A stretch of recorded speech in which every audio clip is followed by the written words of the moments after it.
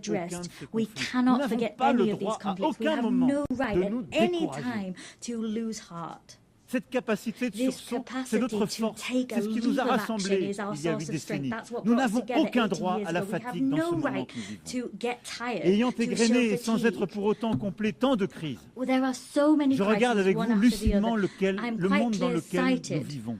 alongside you when I Nous look voyons at today's partout world. Everywhere, les risques de we see the prolifération risks revenir of et les proliferation nouvelles once menaces again sans return, cadre and new collectif threats réémerger. emerge.